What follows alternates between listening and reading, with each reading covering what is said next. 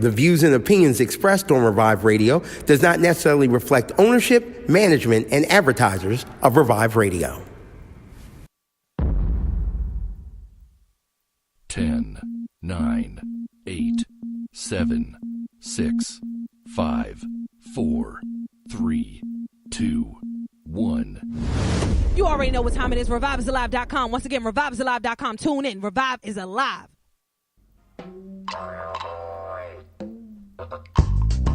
Welcome to Revive. It's about that time. Welcome to Revive. It's about that time. All I need is one mic. You know what time it is. Open up your ears. You know what time it is. Open up your mind. It's about that time. About that time. It's your girl P.O.C. Hey. It's your girl P.O.C. Hey. Proof of consciousness. Proof of consciousness. P.O.C. You know what time it is. Open up your ears. You know what time it is. Open up your mind. All I need is it's about that time. Welcome to Revive. Welcome to Revive. Welcome to Revive. Yep. You already know what time it is, man. It's Meet Your Girl P.O.C, host of Revive Radio. We are back live on ReviveIsAlive.com, man. Once again, that is ReviveIsAlive.com. You got to get up anyway, so why not get up with Meet Your Girl P.O.C, man, each and every morning, starting at 7 a.m., getting this good morning mix, man. Tell a friend to tell a friend. ReviveIsAlive.com. That's the place where you need to be each and every morning. ReviveIsAlive.com. It's 7 minutes past the top of the hour, man. If you had to be there at 8, guess what? You're late. But I'm going to help you push through this morning, man, because it's rainy, it's cloudy, but I'm going to help keep a smile on your face. And I got this phenomenal guy sitting right here next to me, man. I'm trying to tell you, this is a guy y'all all need to stay locked to, man. This guy right here, I thought I had the energy, man. This guy has the energy that you all need. Go ahead and introduce yourself once again. Hello, everyone, and thank you again, P.O.C, for having me on the show again. This is just an amazing, wonderful opportunity. About me, first, my story. I was a shy child who was bullied, who felt depressed. I didn't even, at summertime, like when kids usually like want to go fun outside and play, sometimes I didn't even feel motivated to go outside and even brush my teeth or wash up for the day because I was depressed. Yeah, I would never do that. Exactly. It was because I ain't know myself and I was just depressed because I felt like when I was like getting older, like I didn't know who I truly was, and I was like comparing myself a lot to other people. But I came a far way, all by the grace and mercy of God, and now I'm an empowerment speaker, I'm an author, I'm an entrepreneur. I just like focus on the positives in life and stop focusing on what I lacked in life. I stopped focusing on what I wasn't grateful for, and I focused on what I was grateful for. I focused on the gratitude. I focused on my life that life has blessed me with, and that's just living. That's just being happy. That's just walking. That's just having a beating heart. That's just making an impact and a difference in the world. So that's what I focus on. Yo, I love when I get you started. When I get you started, man, you don't stop. First and foremost, I truly appreciate you being transparent, and open about your situation, because not a lot of people will be transparent. Not a lot of people will be open about their situation. And I don't even want to make this like an interview style. Like, I want to have a conversation with you. Right. I want the people to get to know you. I want the people to understand what we have going on here today, because Joanna's actually going to be helping me co-host the show today. We have a special guest coming through, Terri Booker, who's actually running for judge here in the city of Philadelphia. We're both going to be speaking to her from a millennial perspective, trying to understand, what do a judge actually do? Right. You know what I mean? Other than just smack the gavel, send people to jail. Right. What do the judge actually do? How does the judge and the jury actually comply and work together? Right. How does the judge actually help the community? Right. Why does the judge even need to be voted in office? You know what I mean? If that's something you go to school for, as far as being a lawyer and different things like that. Yeah. There are a lot of questions that I need to know. I never had a judge as a friend. I never had a judge as a colleague that I can just reach out and speak to. So I'm really excited that Terri Booker is coming on the show today so she can talk to us. You know what I mean? And I wanted to ask you a question, when it comes down to just law enforcement in general. Let me just stay on topic of the judge first. When it comes down to, you hear about the courts, you hear about the court system, judges, jury, plaintiffs, defendants, all those kind of things. What comes to your mind? When I hear about like judge, plaintiffs, defendants, and all that, I think I ain't even say that one. You know more than me. I just was like thinking like I be thinking of like regular judge shows. Really, I don't think too much about court, even though they selected me for jury duty now. I just got old enough for that. Oh, yuck. But anyway, I think about like really it's important because you need to know the law. You need to know like all with contracts, and like if you ever have to go to court for like a serious issue, then you have to be able to know the laws. And of course, like when you go, I think of like lawyers, different famous lawyers.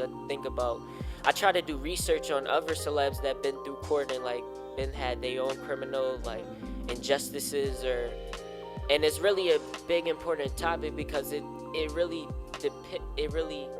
I feel like it shows us like where we are as a society and like how we may need to follow certain regulations and then be more careful of what we do. There's many loopholes through it as well too. I like that you put that. There's a lot of loopholes through it that we don't understand because we don't really understand the law. The law, in my opinion, at most times is against us. So we've been fighting against the law this whole time instead of fighting with the law or fighting to even understand the law and how it can work with us and not work against us. And one thing that I've noticed in my community is that a lot of us go down under the law. You know what I mean? A lot of us get caught up in the system. A lot of us, been in the system since like 10 years old, from trespassing and truancy in school, when really all we did was skip class, you know what I mean? And that just continued to follow us throughout our adulthood, and then we get trapped up in the system. Have you ever been in a situation where you had to experience the law on the other side of anything? Definitely, only for like something minor like curfew, and then like they said like a warning note or like a note to my house saying that I was out past a certain time when I was 15, I think, when I was with some friends. But then any other time after that, I haven't like experienced. Well, actually, yeah, I remember in middle school when there was like a fight going on.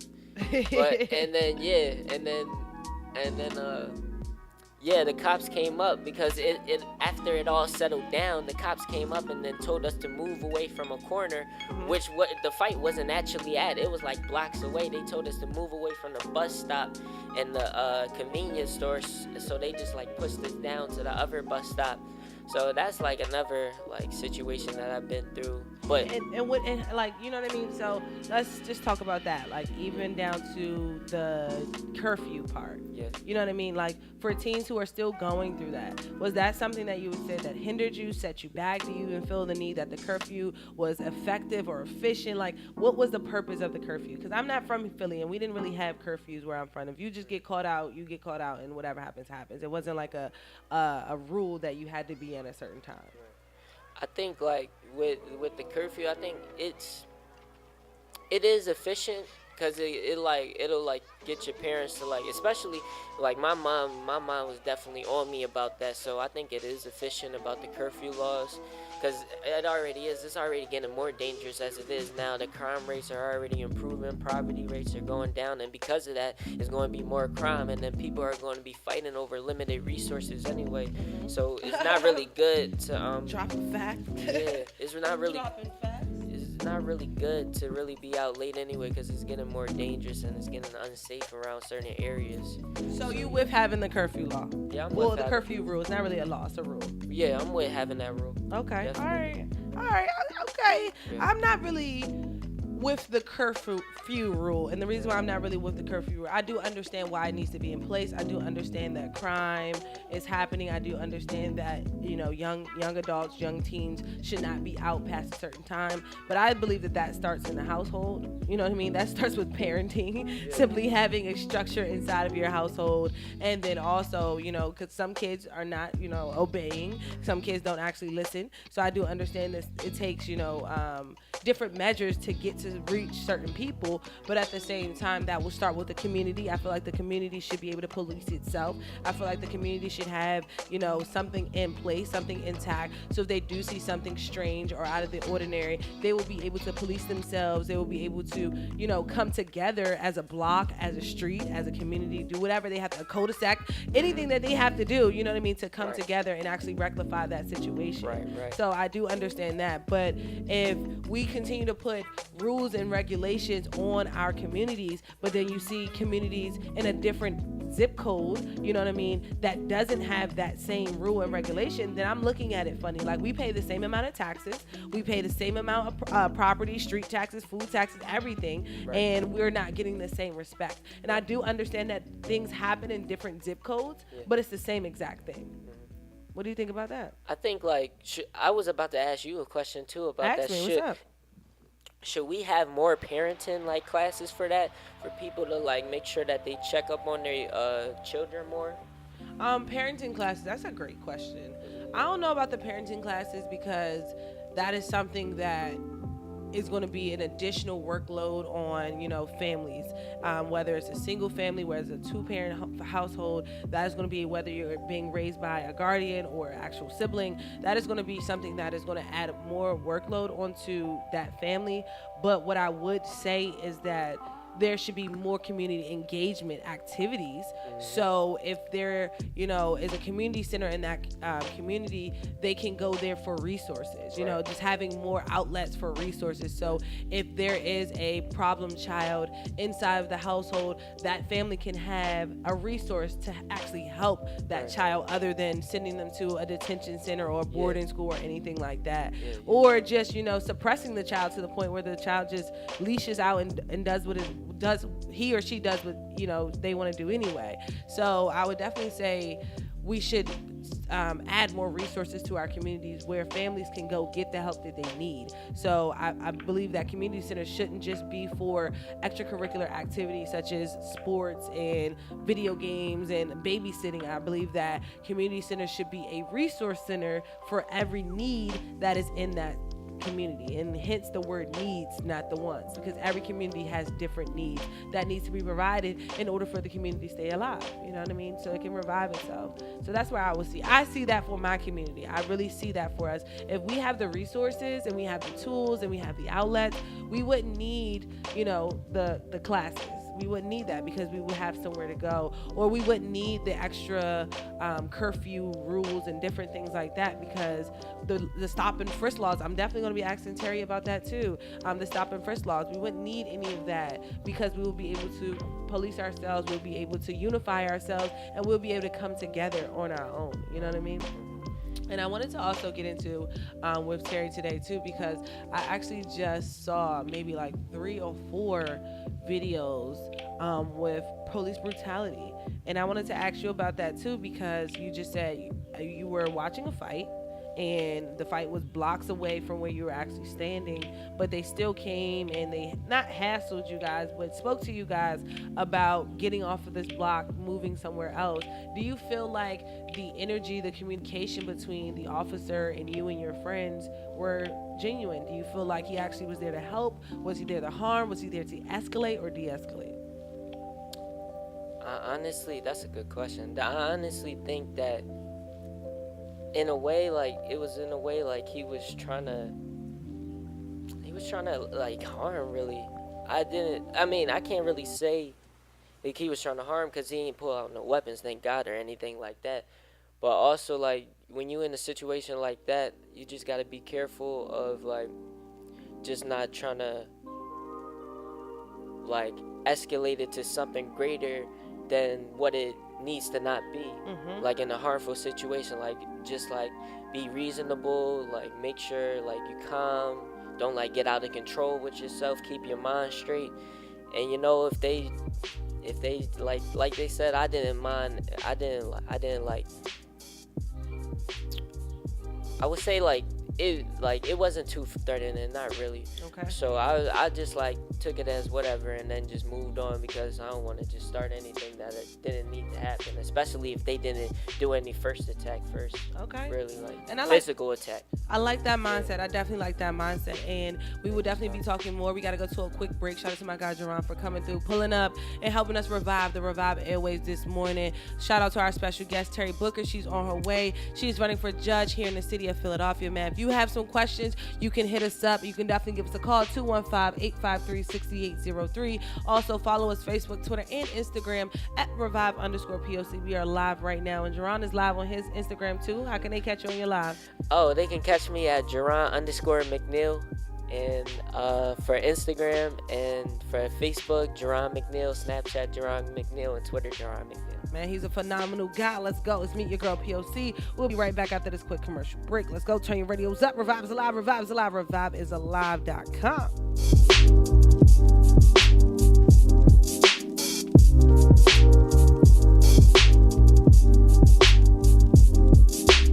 Don't follow, support. Support Revive Radio and connect with us on all social sites at Revive_POC. Support Revive Radio. ReviveIsAlive.com.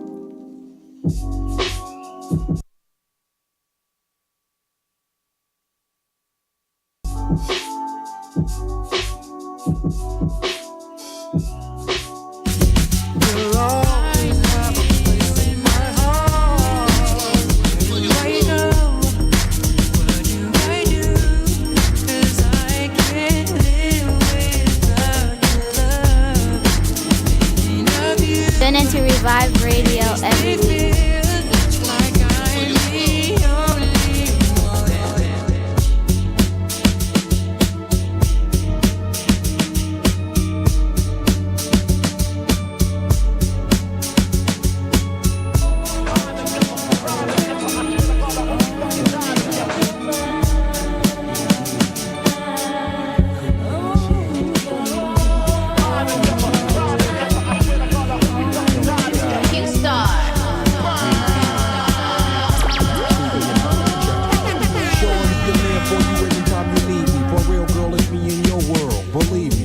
Make a man feel better than a woman.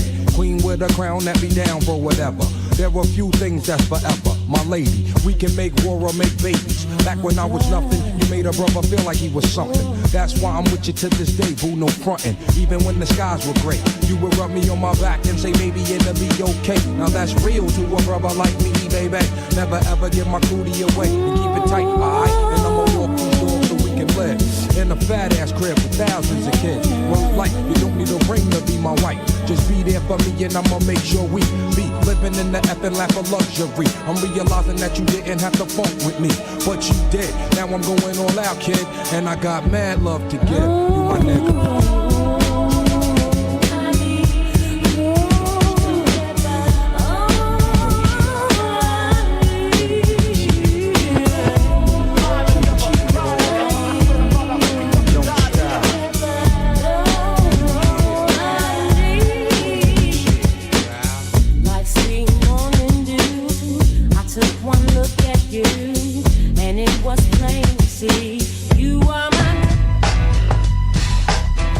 Yes, my raps are filled with rage. One of these days, we gotta bust back for the homies. You have to be logical. You know, if I know that in this hotel room they have food every day, and I'm knocking on the door every day to eat, and they open the door, let me see the party, let me see like them throwing salami all over I mean, just like throwing food around. But they're telling me there's no food in here. You know what I'm saying? Every day. I'm standing outside trying to sing my way in. You know what I'm saying? We are hungry, please let us in. We are hungry, please let us in. After about a week, that song was going to change to we hungry, we need some food. After 2-3 weeks, it's like, you know, give me all the food, breaking out the door. And after a year, you just like, you know what I'm saying? I'm picking the lock, coming through the door, blasting, you know what I'm saying? It's like you hungry, you reached your level, you don't want any more. We asked 10 years ago. We was asking with the Panthers. We was asking with them, you know, with civil rights movement. We was asking, you know, now those people that were asking, they're all dead and in jail. So now what do you think we're gonna do? Ask? I put my gun away and grab my AK. It's getting hectic, I can't call it. House full of alcoholics, now a nigga's under pressure.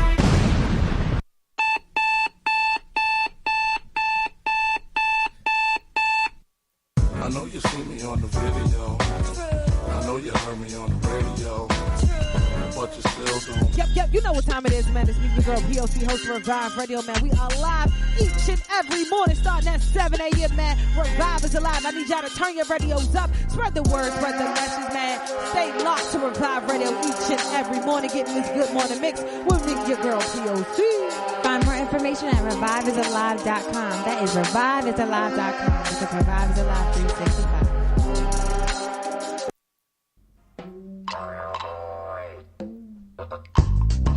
Welcome to Revive. It's about that time. Welcome to Revive. It's about that time. All I need is one mic. You know what time it is. Open up your ears. You know what time it is. Open up your mind. It's about that time. It's your girl P.O.C. Hey. It's your girl P.O.C. Hey. Proof of consciousness. Proof of consciousness. P.O.C. You know what time it is. Open up your ears. You know what time it is. Open up your mind. All I need is it's about that time. Welcome to Revive. Welcome to Revive. Welcome to Revive.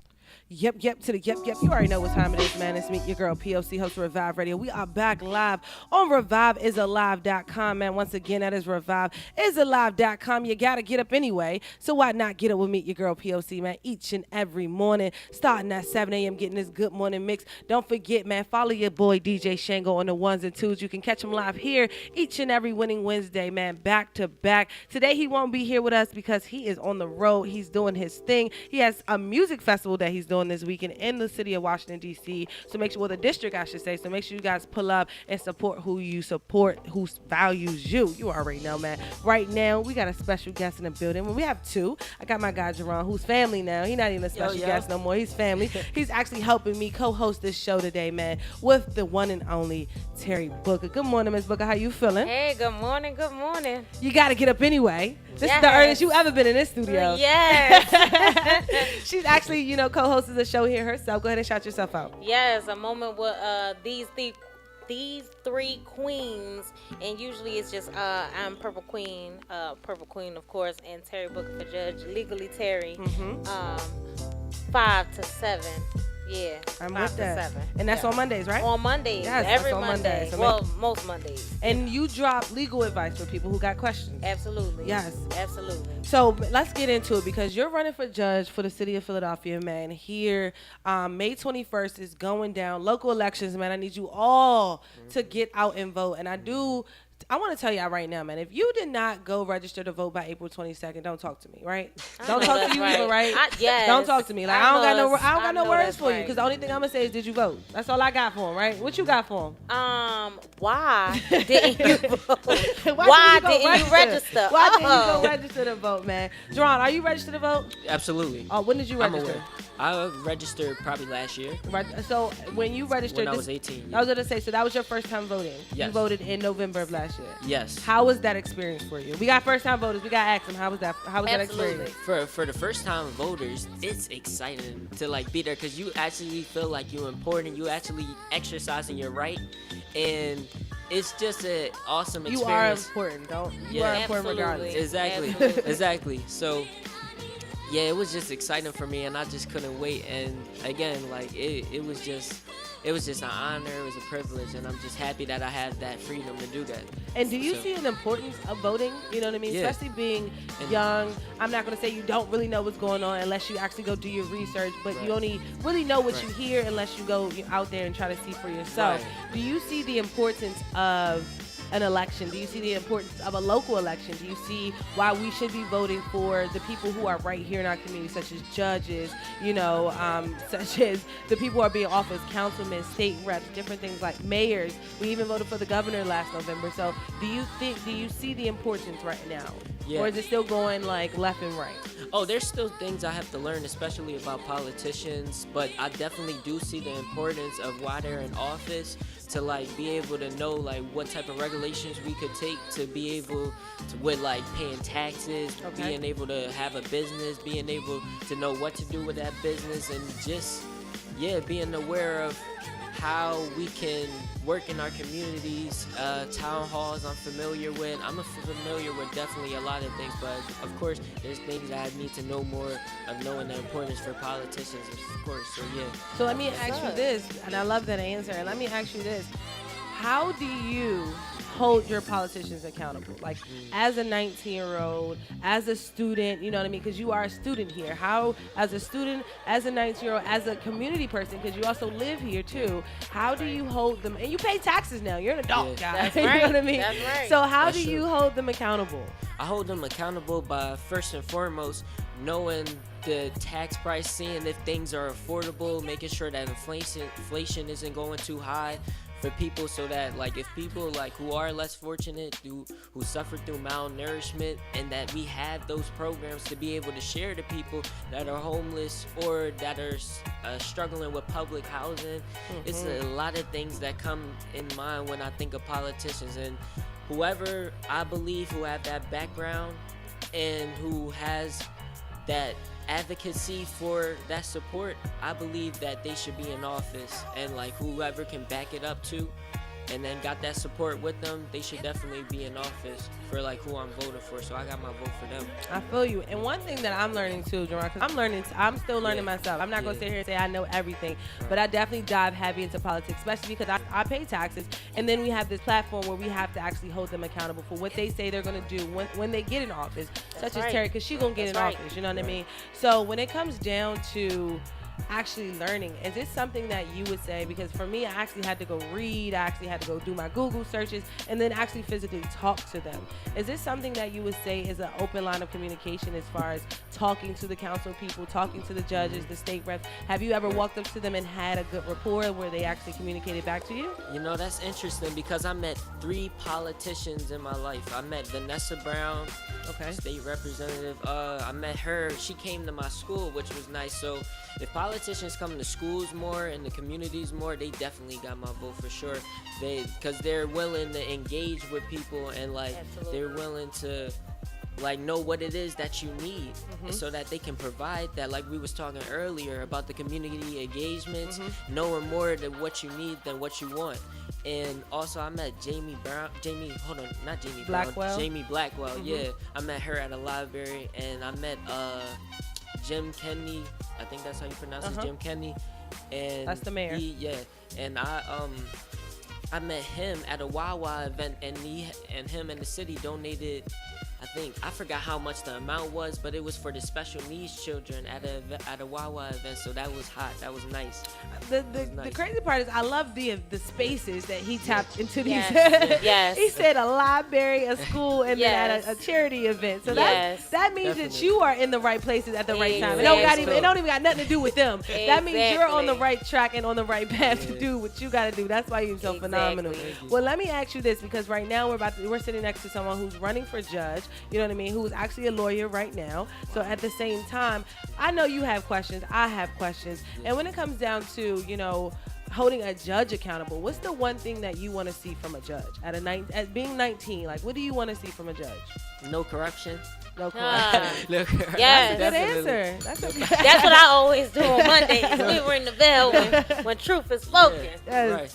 Yes. But that's what I want to see. Like, no injustices to be passed. Like, if you're silence, MLK said this, if you silence about injustices that's going on, then that's an injustice itself. That's an injustice everywhere. Yeah, so I think we need to speak up. If the judges speak up more about it, even though being a judge, that's a dangerous job too. And that really is. But the fact that he know that at 19, Terri. I know.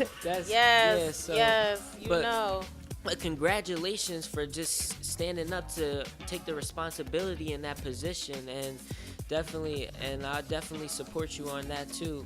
And that's just what I don't want to see from judges, like no corruption being passed, like being excused for anything that may be fulfilled with a self-interest. So, right, I hear that. So let's get into it, because I want to know how you not going to corrupt us here in the city of Philadelphia, man. You heard it first, man. Jerron said we don't want no corruption. No corruption. No corruption. Yes. So first I want you to tell the people, how long have you been doing this? Because you're not new to this. It's not the first time you're just popping out the woodworks. No. This is something that you're really truly passionate about. So this is my second time running. I've been an attorney for 9 years, and I've always been engaged in the community. So I was just asked just a few. What's your name again? Gerard. Yes. He just asked me. He said, Gerard asked me. Jerron. Jerron. Okay, Jerron. Sorry. He just asked me, so what made you want to be a judge? And it's like, well, in my everyday cases, I help one person at a time, and it may take a year or whatever however long, because justice is slow. We all know. Justice is slow.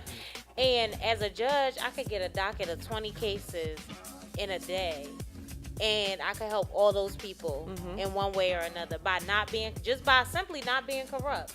That's helping them. So, giving them a fair shot, listening to them, because that's been my whole issue. I know judges ignore people who don't come in with attorneys, but people who don't come in with attorneys, they come in because they cannot afford an attorney. Yeah, right. So that means that people who are indigent, poor, or just can't afford it, because even some people with a little, what they would consider quote unquote a little bit of money, still can't afford to pay $1,500, $2,500, $5,000 a whop and say, here's your retainer, I need you to work for me. Right. So those people end up suffering, and they end up saying, it's not worth it, I can't afford it, and then justice keeps going because they know that people cannot afford it. So they say, okay, well, I can get away with it. And I'm going, or even if they do try, they know that when they get before the judge's not going to listen. Because they're going to say, where's your attorney? You don't have an attorney? Okay. I'm going to listen to the one attorney that's here, and they might not be right. And I have a question about that, because one, you said that justice is slow. I gotta back up to that, because that's something that I overstand, but I don't want to understand. Right. And the reason why I don't want to understand it is because our laws have been put in position and systems to make sure that everyone gets their turn equally and fairly. And one thing that I dislike about the state of Pennsylvania is that the state of Pennsylvania will hold somebody in contempt. Like, they will hold them in court, in jail. I mean, they will lock them up until their day in court.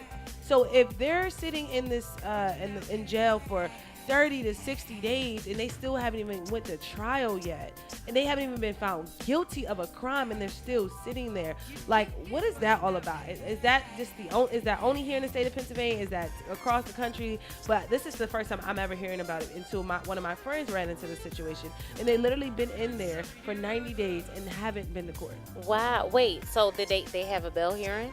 They have one, but they can't pay. They can't pay the bail, right? So that's the catch-22, right? That's what I'm saying, though. That's not okay. And that's how it goes. And this is not typical for Pennsylvania. It is it's just how the system works. Really? Yes. So that's why they have U.S. Supreme Court hearings and case law about bail, because bail is so important, because people are taking their liberties or taken away before trial. Exactly. Right? So that's why they focus a lot on bail. And even here in Philadelphia, Krasner has done away, he helped a little bit. Exactly. So it's interesting for you to say, well, your friend is sitting in jail 90 days now, and then if I'm acquitted of all charges, now my life has changed forever, because I done lost my job, I done did this,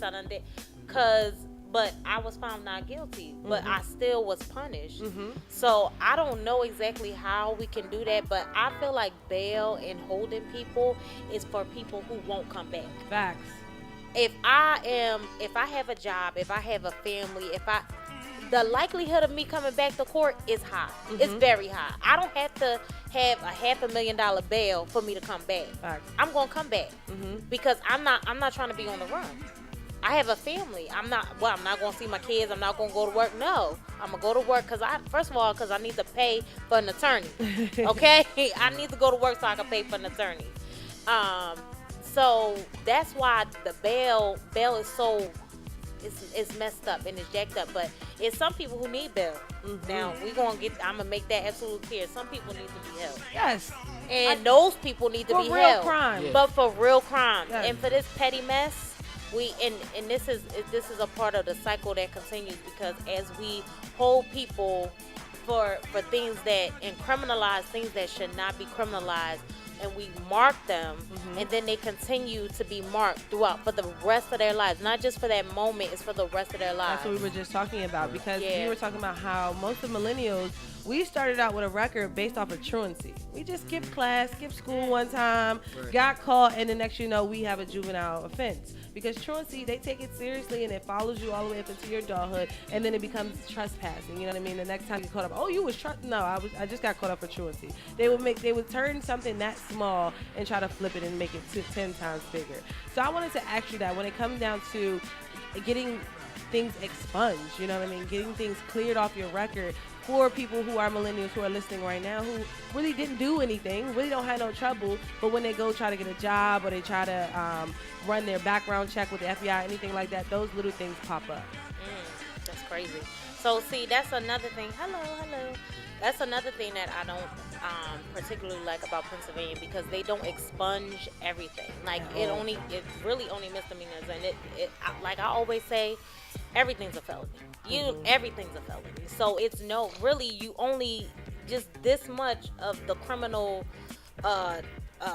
case loads or whatever are misdemeanors, and then the whole rest of them are felonies.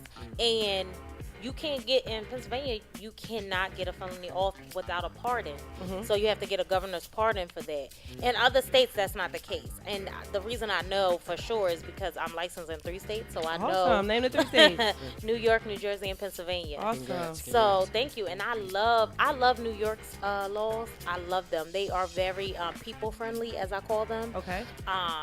They just are, and especially for things like expungements. Okay. So, but here in Pennsylvania, if you want to get an expungement, of course it has to be after 7 years of, couldn't have committed anything within 7 years or whatever, and they have to be misdemeanors. Okay. So, and where I volunteer, the Christian Legal Clinics, we usually have an expungement clinic about 3 or 4 times a year, and if you want to do it before we have the clinics, you can find us at we have 5 locations throughout the city. The number is 215-399-0064. Call, make an appointment, and an attorney will help you figure out. And what's it called again one more time? The Christian Legal Clinics of Philadelphia. Okay. And the number is 215-399-0064. Whatever legal problems, whatever legal issues. And it helps with expungements. It helps with you getting a lawyer. Yes. All of the above. Everything. Reading whatever documents. You need. If you just want to say, hey, I have a contract, I don't understand. Yes. Come. Okay. We will help you. That's what we need. For free. That's what for free. You forgot to mention that. For You should have said that. So I got this free situation for y'all.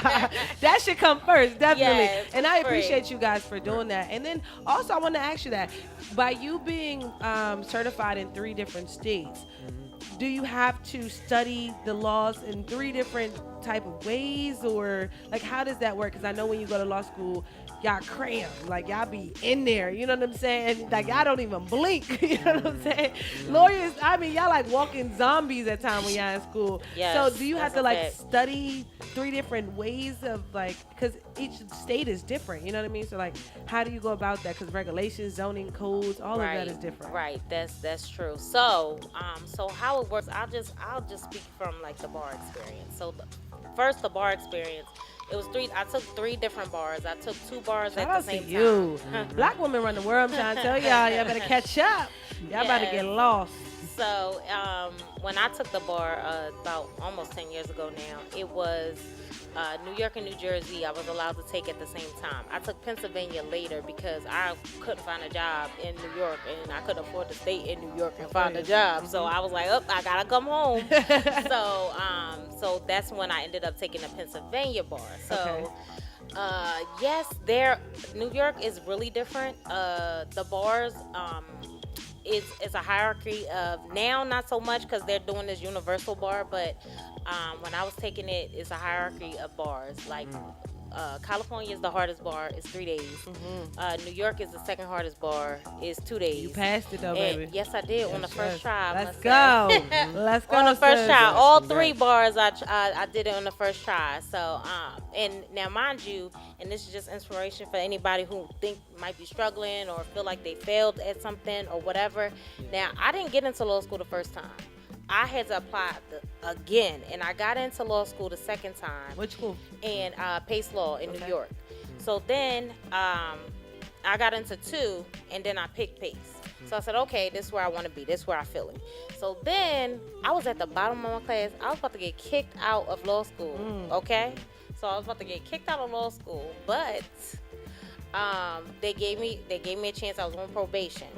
Now I took this one class that changed my life. They was like, this is how you do that. They gave me a layout of what I'm supposed to do. I said, this doesn't make sense. They was like, I know you want to know what. They're like, don't think about it, just do it like this. And after that, I was on the dean's list. Done. Awesome. So shout out to P.O.C. You know what I mean? Because some colleges don't even get into you like that. They just take your money and kick you all the way out. And still make you pay it back. Yes, exactly. Because if they would have kicked me out, I'm like, how am I supposed to pay this back exactly? But you know, public interest lawyers especially still don't make that much money. So whatever. Anyway, but I was at the bottom of my class still because, you know, people had been getting A's and stuff since they got there. So I was still at the bottom, but I passed the bar on the first try and people at the top did not. So it was no indication of where you are, you know. Is where you're going. Exactly. Jerron, what you got for? I was about to say, yes, we was going to bring up how, like, the bar, like, what was your greatest, like, methods of, like, being able to pass the bar test? What got you through? What kept you going with it? That's a great question. Yeah. Jesus. That, first and foremost, it was the Lord. Second, you better claim it. Listen, I'm telling you, I had the songs in my head like, okay, because this is terrible. But also, it was just a dedication saying, okay, this is where I am, this is what I'm doing. And when I mean I followed the program, it say do this, do that.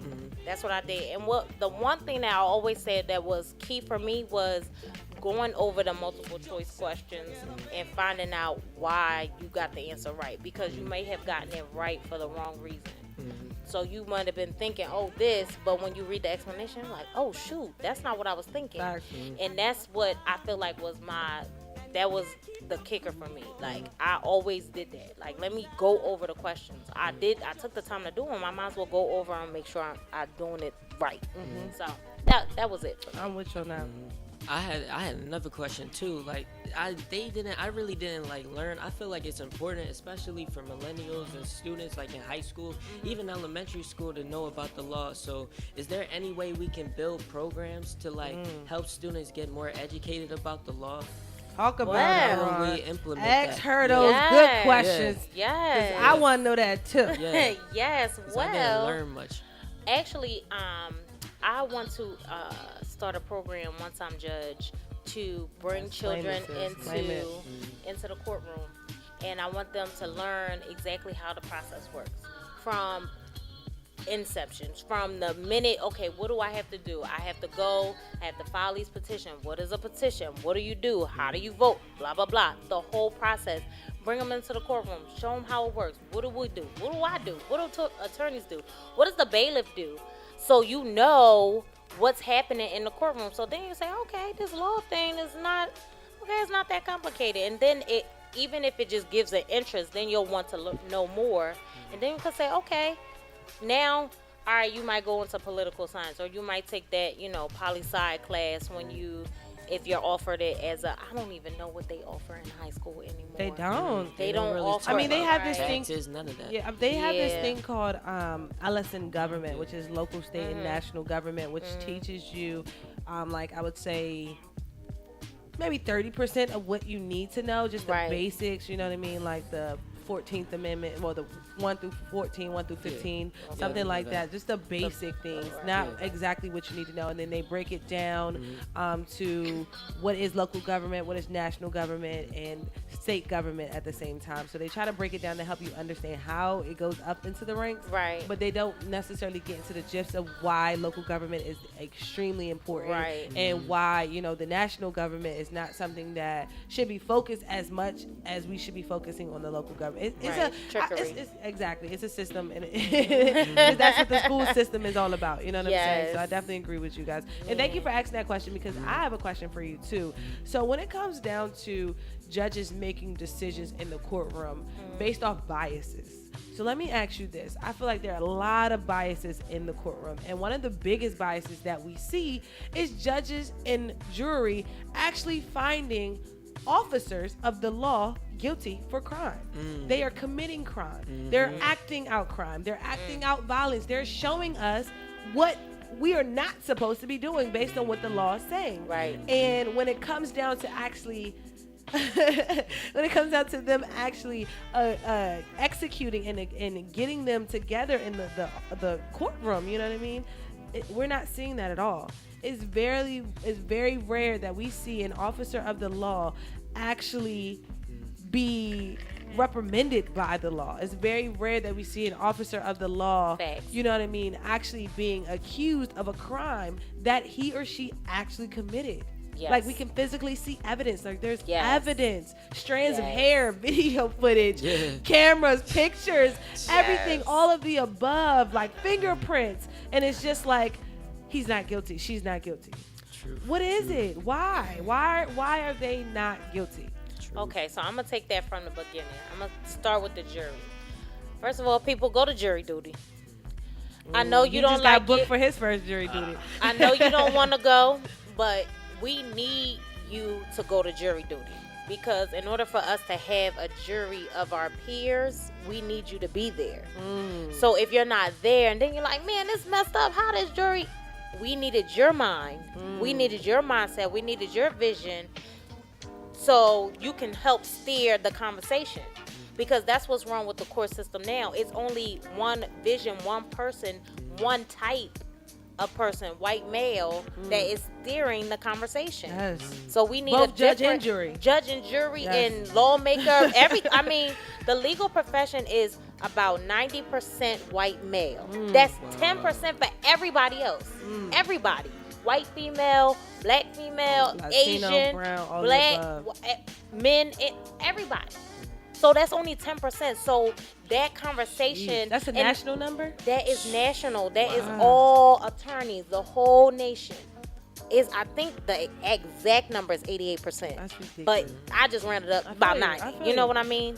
So margin of error, you know. So that's one type of person, one mindset, and the law controls everything. Everything we do, from the labels on the back of your soda, the laws control. So it's only one type of person controlling those laws, and that we all are following. And that it doesn't work for me. So when the officer looks like that that 88%, it's impossible to get the justice that should be given. Right, but when the laws are geared towards protecting that person, that type of person. I mean, laws were literally created to protect them. And I mean, we read this, and this is from in law school with my teacher, who was a white male. He was saying this was created because white men were going to jail, so they made a law so we wouldn't. That's what he told me. And he was always candid with me. I loved him. But you know, it is what it is. But we can change it. We can do it. But that's why I say getting children, getting adults, young adults into the laws, the politics, because they be like, oh, that is not important. No, it is, because it really controls your whole life. So let me ask you this question too. So why does a judge have to be voted in? Especially because you guys work all your lives for this. You go to school for this. This is something that you actually study for. You have to take an exam to even become a lawyer. So why the next step to level up? That's like going from a manager to a supervisor. Why the next step to level up? You have to be voted in. Well, not in every state. So some states they appoint. Okay, I did not know that. Okay. Yes. So in some states they appoint. In Pennsylvania is one of the only states, I believe. I'm not sure, so don't quote me. But I believe that one of the only states that votes every court in, every judge, from the trial level all the way up to the Supreme Court. So some courts let the trial level, okay, we'll elect those and then we'll appoint the rest. Or, we'll do like a half elect, half appoint kind of thing. Like they'll appoint them. In California, what they do is they appoint them, and then they have to, after serving for I think 2 years or something, then they have to come out and they have to be elected. Okay. It's like so So you get to see what they doing, and if you don't like it, you get them off. Okay. Kind of thing. So that's what they do in California. So every state they do something a little bit different. But in Pennsylvania, their terms are 10 years. I'm gonna be sitting on the bench for 10 years before you're allowed to re-elect, or you say, you know what, we're not going to retain her. 10 years. That's a long time. Dang. That's 2.5 presidents. That's what I keep saying. 2.5 presidents, and I'm still on the bench. Oh, yeah. And time has changed. People done changed. Community changed. Environment done changed. Natural disasters done happen, and you still sitting there. And I'm still sitting there. And your mindset. Come on, you can't keep doing that to us, man. Yes. And I want to help you out there too, because there are actually 20 states. No, I'm sorry. Out of the 20 states, there are 7 that are actually selected for judge, which is Alabama, Illinois, Louisiana, New Mexico, North Carolina, Pennsylvania, Tennessee, and Texas. Okay. So these are the states that you actually have to vote in your courts, which is once again Alabama, Illinois, Louisiana, New Mexico, North Carolina, Pennsylvania, Tennessee, and Texas. Google P.O.C, man. Each and every morning, starting at 7 a.m. Every time we get a special guest and they drop gems, I gotta do my little Google trying to see what y'all talk about, right? So yes, man, I appreciate you for dropping that gem, because I didn't know that there were other states, and I didn't even understand why we had to vote in a judge in the first place. If this is something that you guys work through, I thought it would just be something like you said, an appointment, basically, based on how you're moving throughout your career. Right, but so it's issues with both. Voting. We see that people just don't know anything about judges. No one focuses on the judicial election. They be like, oh, this is a very important election. We got the mayor coming up, or the governor. It's like, well, they going to be there for 4 years. I'm going to be here for 10. Who's more important? That's crazy. That's how I feel. And 10 years. Tell me how you really feel about it. I know that you're you know what I mean, 2.5 presidents. You know what I'm saying? two seconds, right? But what are your actual thoughts about that? Someone, because that's even like a Supreme Court judge. They're there until they die. Like, they just there. You know what I'm saying? Like, damn, decades upon decades that went by, and you still got the same law principles from the 1980s. Like, that's just not okay. You know what I'm saying? So what do you think about judges being able to hold seats for that long? Well, because laws changes throughout the time, and they don't pick up another law book. They don't go restudy their craft. So we have to. Do they really do that, though? We have CLE credits that's called continuing legal education, and if you don't meet your required hours, you are not in good standing. Even if you're on the Supreme Court, they still make you work out. Even if you have judge stuff to do. So they have a separate. You got judge stuff to do. You got it's a separate rule book for them. Okay. But it still includes learning about the law, because you have to, because first of all, as a judge, you're changing the law. You're shaping it. Yeah. Case law determines law. Because as an attorney, I look up case law. Judges create case law. If I look up a case like, oh, this case says exactly what I needed to say, boom, I'm going to use this case and I'm going to present it to the judge, and I'm going to try to make them say, yeah, this is what this is how you should think. Because see, another judge felt the same way. And people like, okay, yeah. Because in essence, my professors always said, there's always a case that says what you wanted to say. Okay. It's always a case out there that says what you wanted to say. So as a judge, you have to be unafraid to say, you know what, I'm going to find that case, because we write opinions. I'm going to find that case that supports my decision. And if you don't agree with it, you could take it up to the next level. But, you never know. When you get to the next level, another judge might be willing to say, hey, you know what? Yeah, I know we was thinking like this for a long time. Yeah, but we're going to think about it like that. That's because you've been sitting there for 10 years. Right. That's why you've been thinking for that long, because you got enough time to think. God damn it. So, but let me answer this question for me, though. When it comes down to them sitting there for that long, like what's up with it? Like, do you think that law should be changed? Do you think that judges, I know you say that they have to refresh themselves, they have to take courses throughout that 10-year lifetime span, depending on how long they're there, but what should we be doing? Like, how can we change that? How can we move and shake that system? So I say, because it's all legislation. So just like we just recently changed the law to have judges from 70 to 75, which I also disagree with, because I feel like at 75 you need to be doing something else. Go sit down in your rocking chair. And everybody says, oh, you're so young, you have time. I'm like, I'm not gonna be 70 on the bench. I'm sorry. That's not my life. That's not how I want to spend my older years. I'm trying to be chilling somewhere. Exactly, right. So the 10 years,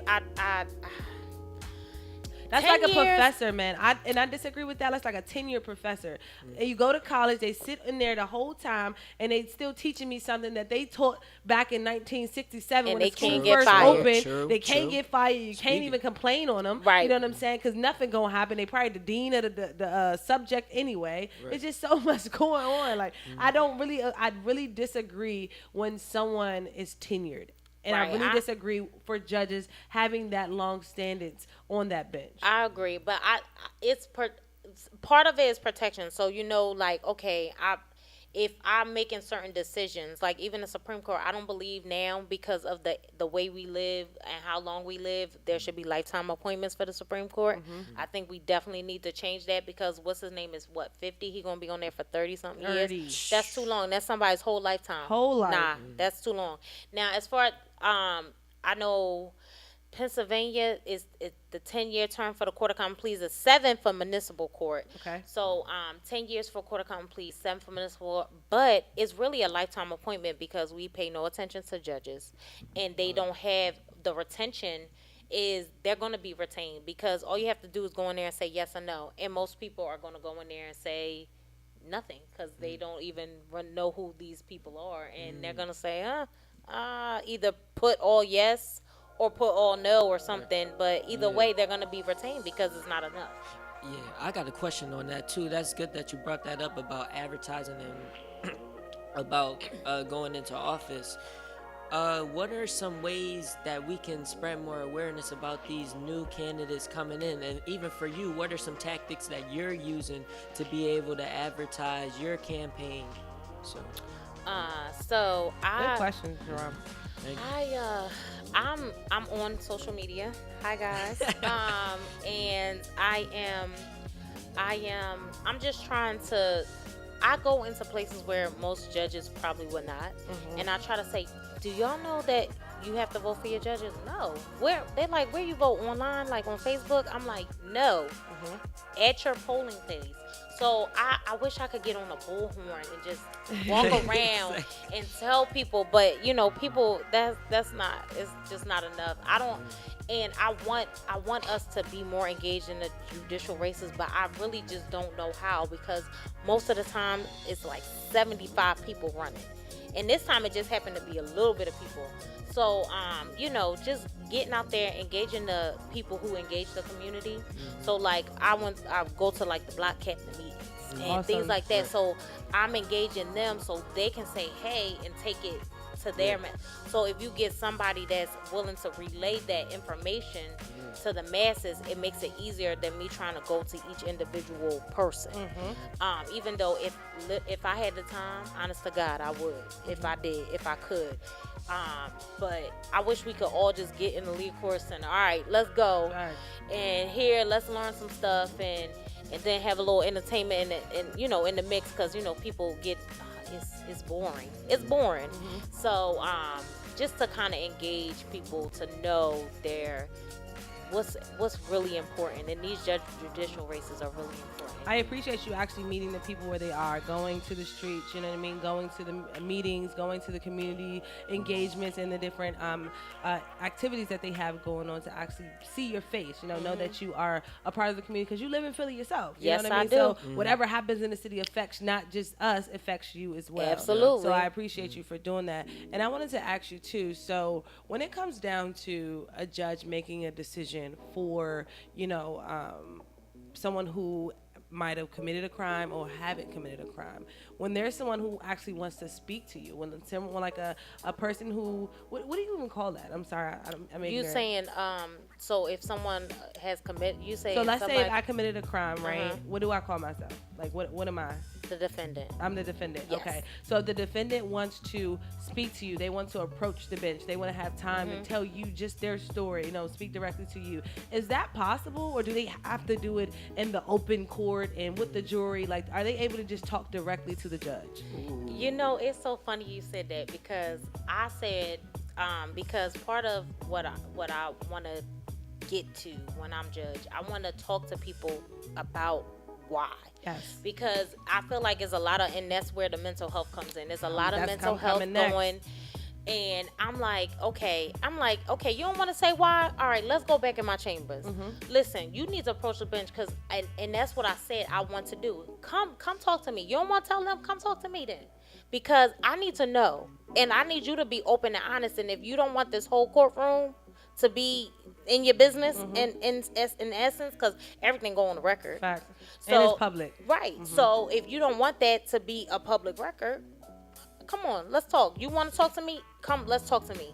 And like I say, I know I'm not in the mix, and I know I don't know how it works yet. And everybody like, oh, you got to hurry up and get time. It's like, okay, but this is somebody's life right now. So if we just take the extra 5 minutes not going to kill you. Exactly. It's not going to kill you. And then that defendant knows that the next time, if it's an issue, she know that you don't have to be afraid to say, Judge, can I just have a minute with you real quick? Yes, you can. Come on, attorney, you could step back. It's really called ex parte.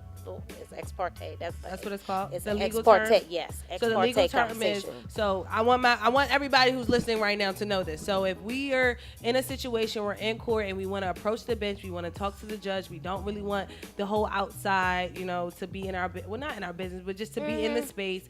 We would say, I want an ex parte. It's an ex parte meeting. Do we ask the lawyer, or we just shout it out in court? Well, you can ask your attorney. Say, hey, I just want to talk to the judge. I don't even want you there, because sometimes the public defender is not even for us too. Absolutely. So we just say, I just want to talk to the judge, and that's something that can happen for every individual. Yeah. Well, I don't know about in their courtroom, but in my courtroom it can. Yes. Okay. So a judge can actually deny it if they want to? Yeah, the judge has so much power, they can do whatever they want. A judge, in essence, can say, when you say that scares the hell out of me. Even for example, if a jury says, okay, this person is guilty, right? The judge can say, I don't feel like the facts that were presented would lead for you to come to that conclusion. I'm going to overturn the verdict, and you're not guilty. You're free to go. That's the power that a judge has. Even with the jury. So that's what I'm saying. Like, judges have discretion. They move and shape. Whatever goes on in that courtroom is their courtroom. And then that's one thing about the biases that I was saying. Because judges know that some juries are completely wrong. Right. Some juries are just completely out of it. Some juries have their own biases. Some juries are completely racist. Let's just put out the facts. Right. And judges don't speak up or speak out about it. Right. Let me ask you this crazy question. What do you think about Christopher Duran? I think that's his last name. Christopher Darden, who is representing Eric Holder, the guy who is allegedly on trial right now for killing Nipsey Hussle, who was also OJ's defense attorney as well. What do you think about that? Him jumping out there and actually defending him? Well, I'll say this. I always say everyone is entitled to representation. Okay. That was the political answer. I feel you. No, really, that's how I feel because it goes again to the why. If I'm doing something and that why is because I have a mental illness, who's going to represent and tell you that I have a mental illness if I don't have representation? Facts. Who's going to say it? I don't know. I'm already in a state of mind where I may not be coherent. Who's going to represent and tell you that I'm not coherent? So everybody is entitled to representation. I believe it. Okay. So as far as, this is crazy. I feel like there's a whole lot of conspiracy theories I'm about to shoot out right now. It's crazy. Like the government is like, he was a CIA, a criminal informant. I'm just about to say all these. We listening, sis. Criminal informant. Drop some so gems it's like, on us. okay, you're a criminal informant, and then you end up killing Nipsey, and he already said, listen, if they try to get me for this, y'all, I need y'all to rock with me. I need y'all to fight for me. I need y'all to keep putting it out, keep pushing. And that's what I continue to do. The marathon continues. And, but they really took him out. I feel that's how I feel. The government said, nah, he got to go. Because he's changing mindsets. He's changing way people think, way people spend their money, the way I'm gonna say I'm a save, I'm trying to get educated, I'm trying to learn, I'm trying to come together, I'm trying to build a community, I'm trying to actually be a system that works for black folks. Oh no, you got to go. I feel like it's like Rosewood. Y'all, have you ever seen that movie, I haven't Rosewood? seen it. Watch it, Rosewood. I'm gonna watch it tonight. Rosewood, and that's a John Singleton movie. Okay. So we know we Rest talked in peace, King. right. So we talked about Boys in the Hood, Men's Society, all those. Yeah. John Singleton did Rosewood as well, and that joint when you. That was the Philly in her. That joint. Yeah, so when you see that Rosewood, just make a comment. So hit me up. Let me know what you think about it. So, and that's all I'm gonna say about that Rosewood, and that's what I feel. Do you feel like Christopher Darden, he should be? I know you said everybody should have representation, but do you feel like by him jumping out there, to represent this guy as a lawyer, do you think that he would have, the backing as a lawyer from his colleagues, from his constituents, from his actual law firm, and different things like that?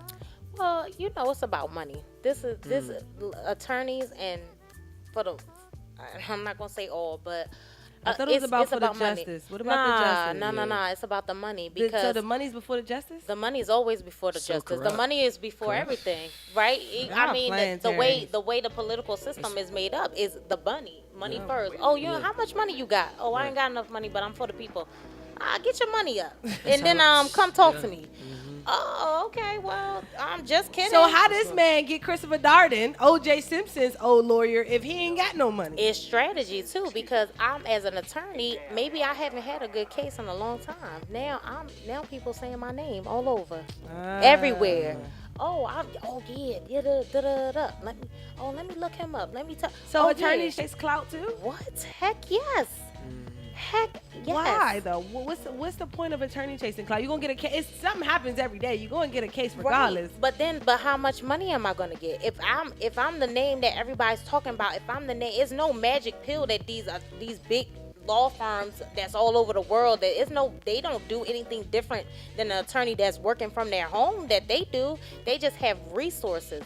Why? Because they either take on a mass amount of cases and get a little bit of money from a lot of people, or they take on huge cases and they get a lot of money from one person. What you think about that, Jerron, man? I was about to That's say, crazy. that's really a marketing strategy too, because more people will look them up too to see how probably if they could file for their cases too and represent them. I'm not okay with that. Why are you defending somebody, right? If you know they wrong.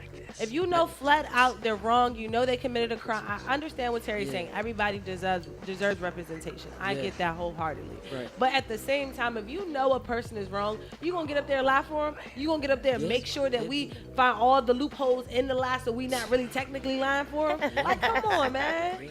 We gotta break it. We can't keep doing that. That's why we gotta vote in the local and government. then that makes the corruption that Jerron was talking about earlier so much more corrupt, because you're physically saying, I know you're wrong, but we're going to find every loophole, every other strategy to say that we didn't really lie because we didn't say what we did, but we didn't say enough, but we said just enough, and that's why you're not guilty. Come on, Terry. Yes. Come on. I know. Come on. You can't do that to people, man. I know. Instead of completely expunging it. But that goes back to even with the police. It's like, they know that it was something wrong, but they defend it in the fact of saying, oh, well, we're making split-second decisions, da-da-da-da. Yeah. There are a lot of good police officers out there who are actually there to protect and serve, but there are a lot of police officers who are afraid of the community that So they let me serve. ask you, are you a judge that will put a police officer behind bars? Absolutely. Are you a judge that will put another lawyer behind bars? Absolutely. Are you a judge that will put another judge behind bars? Absolutely. I appreciate you. Thank you. I appreciate it. We're Yes, going to hold I will. you accountable to these Please things. hold me to that, because, Yes. and like I say, and when I say God first, I mean that in my life. I got one more. A And- politician. Are you a judge that will put a politician behind bars? Heck yes. Okay, I gotta know, man. I gotta know. No, it's because the thing is, for me, I always been like this since I was little. That's not fair, Mom. Someone said, why we all gotta come in the house because they didn't listen. That's not fair. I've always been about fairness. My mom will tell you, listen, okay, all right. I don't care. Y'all all going in the house. Even my teachers. Oh well, this one acting up. Y'all all gotta come in. What? That's not fair. Come on now. Duh. This is what I've always been fighting. I've always wanted to be an attorney since I was 5, and it's just fairness and equality. That I'm that person that follows the rules. Like, Terry, ain't nobody paying. I'm like, well, you're not supposed to do that, so I don't want to do that. Because I'm like, I always say I'm not going to jail for nobody. When I say I'm not going to jail for nobody, I'm not going to jail to save you. Oh yeah, well, I'm going to hook you up because you did something wrong. No, I am not. No, I'm not. You going to jail, not me. I'm not going to jail. And if they set me up, if it's something they set me up, because I'm not going to jail. I ain't doing nothing illegal. So let me ask you this. What are you running on? What are you backing on? What is your whole campaign right now? What are you backing on? What do people need to know? Why do the people need to vote for you? Why do they need to put that ballot in on May 21st for Terry Booker for judge? Tell us, what are you running on? What's the backing? Great question. Okay, so as I stated before, I definitely want to start a program bringing children into the courtroom. I just feel like it's important for them to understand and have a positive outlook, because a lot of times we have this negative perception of the law. And that's because we don't understand it, and every time we see it, it's okay, either somebody's getting taken away for jail, or I'm being dragged in for family court or something like that. But the system is there, and we have to learn how to work it. When injustices happen, we need to say, you know what, I'm taking this to court, and I know how, and I know what I need to do. Because why? Because just Terry told me this is what I'm going to do. Let's go. Also, the mental health aspect, I want to get down to the root of issues and the root of people's problems, because even from family court all the way to criminal court, it could be something going on, and a lot of times it's undiagnosed mental health issues that we can control, and we need to get you on some medication, or we need to get you into a program that's going to help you so you can function properly, so you can be a productive member of society, instead of being put into a cage and just sitting there and being punished for something that you in fact didn't really have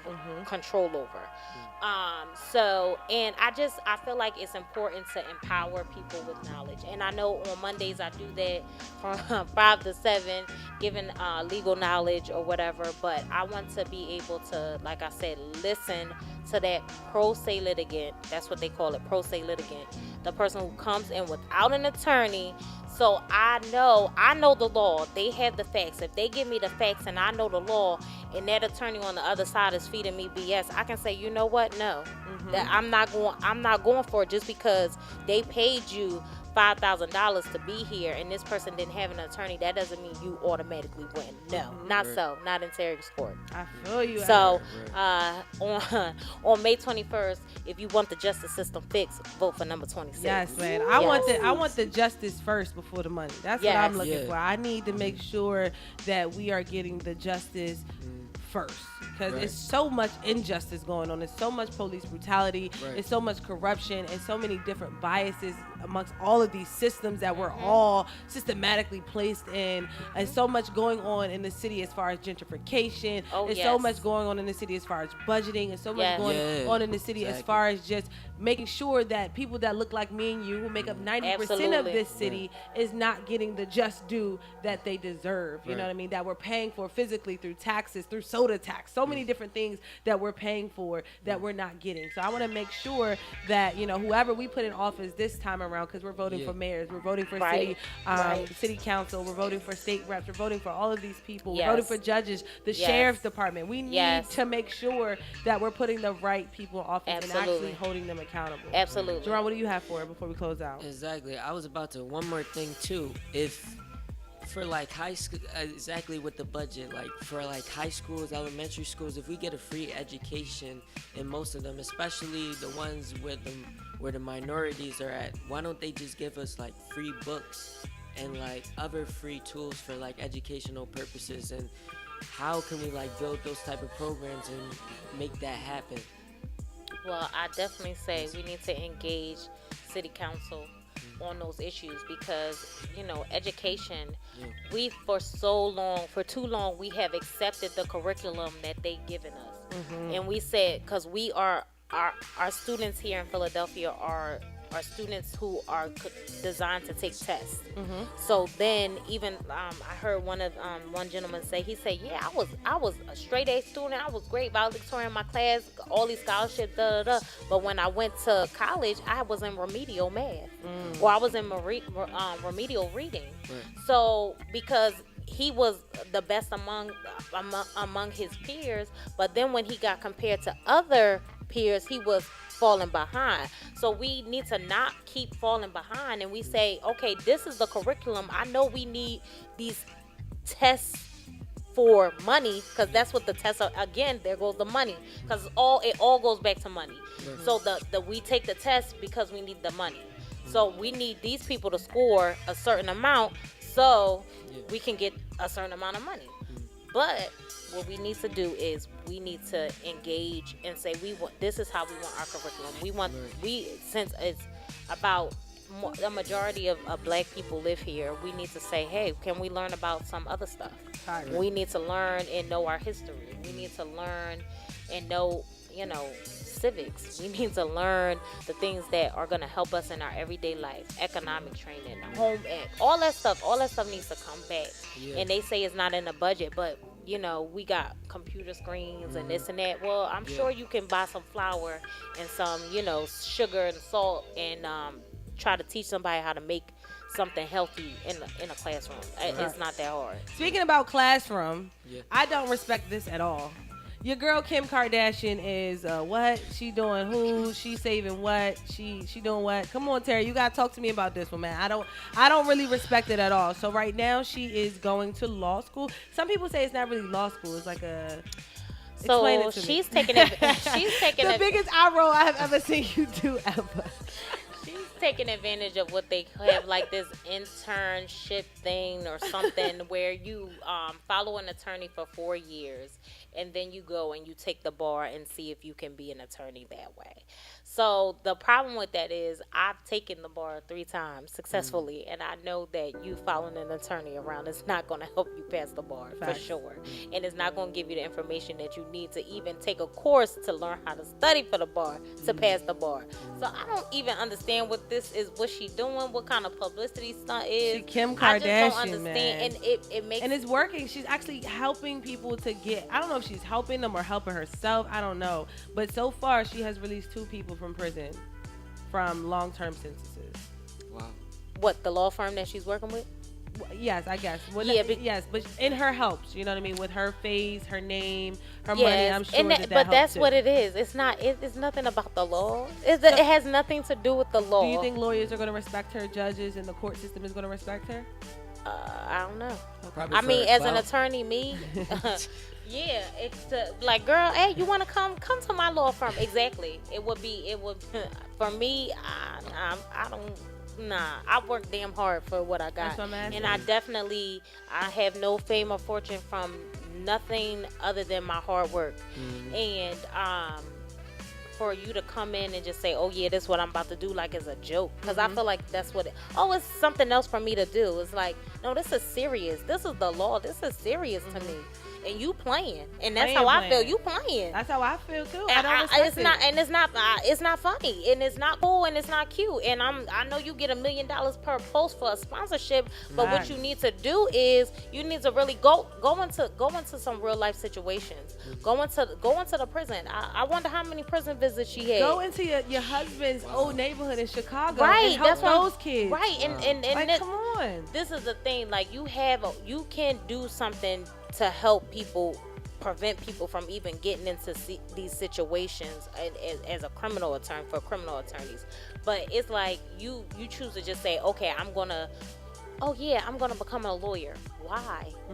What is your motivation? Because where did it even come from? Like, that's what I want to know. Come from like a video vixen to stay-at-home mom, wife, whatever you want to be, to just a name face by being Kanye West's wife, and then just now saying I want to be a lawyer. Like how? Like, I don't understand, but I know for a for a fact You that haven't if she had was any in, injustice in your life. if she You was, don't even know nobody who had any injustice in their life. facts. And if you did, you paid to get up out of it. Absolutely. And if you Absolutely. did, and if you really did, all you did was call your mom or your dad, and it went away in a blink of an eye. Don't touch my Absolutely. daughter, let her go right now. Absolutely. Like you never even got, probably the- got a spanking before. the blood, sweat, and tears that come along with law school, it weeds people out, and that's exactly what it does, from the people who playing and the people who are serious about actually pursuing this as a career.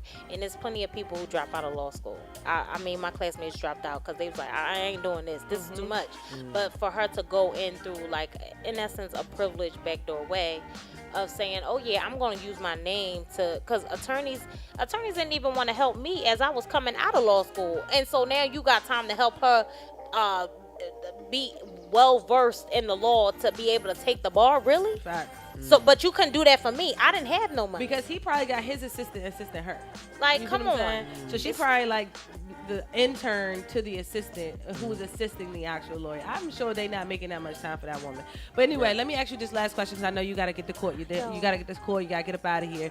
So when it comes down to this situation that a lot of cops are put in when it comes to police brutality, and they're saying that they were afraid for their lives. They were scared for their lives. Yes. So they retaliated, or they made a decision to take someone else's life. Most of the time, the people that look like me and you, right?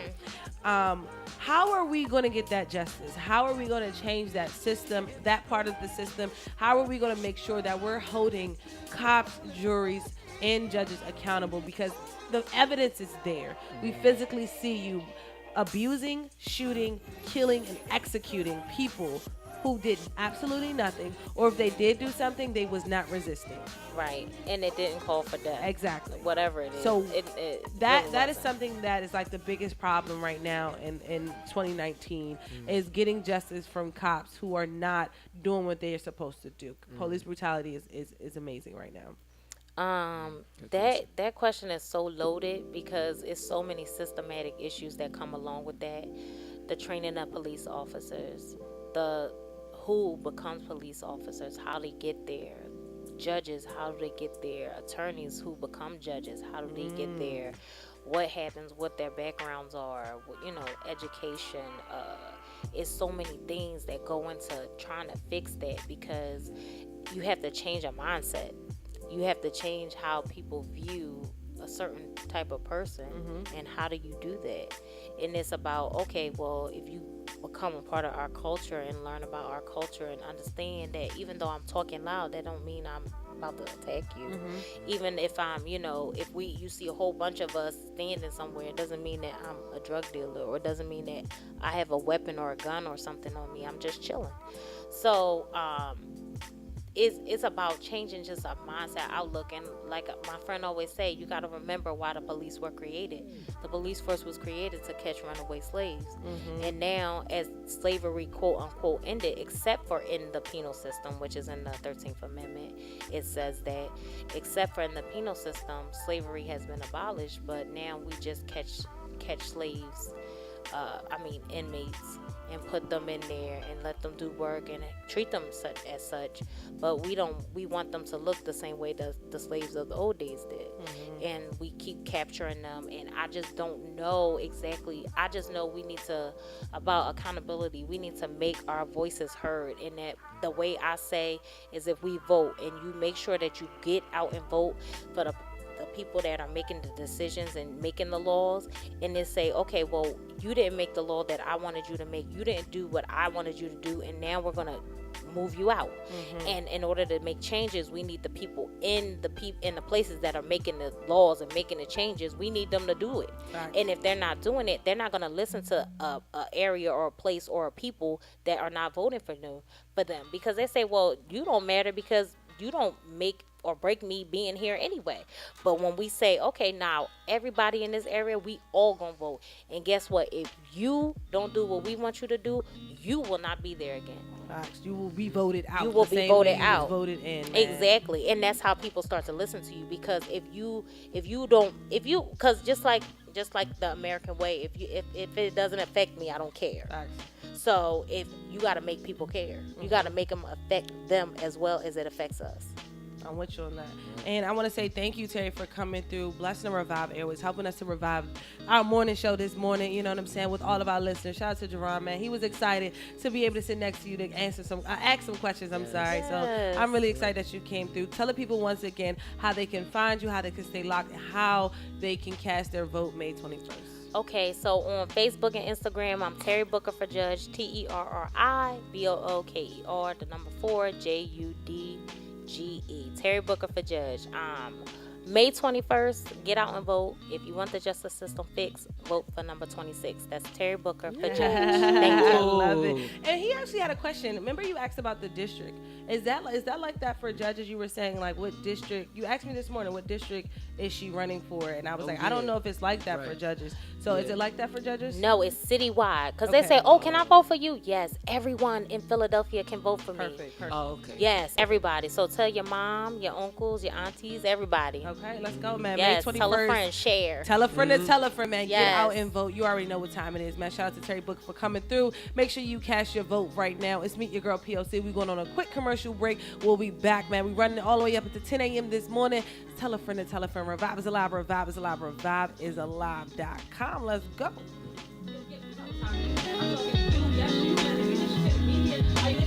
Hit us up right now on revive.poc@gmail.com. We're looking for social media influencers. We're looking for videographers, photographers. We're also looking for some more co-hosts, and I'm definitely looking for a radio DJ, man. So I'm talking to you. Yes, shoot. Hit us up right now, revive.poc@gmail.com. Let's go. Revive is alive. Yep, you already know what time it is, man. It's Meet Your Girl P.O.C. host of Revive Radio. You gotta get up anyway, so why not get up with Meet Your Girl P.O.C. each and every morning starting at 7 a.m. Revive is alive, Revive is alive, ReviveIsAlive.com is the place where you go find us. Let's go.